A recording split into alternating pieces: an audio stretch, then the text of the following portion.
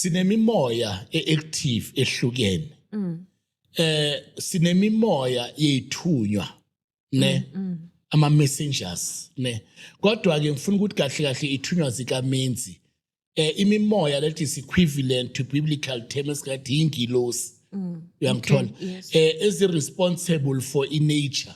ukuthi langa livele itshalo ziye imvula inethe uma sesiya ngokwesintu sethu kunesithunywa esibizwa ukuthi unomkhubulwane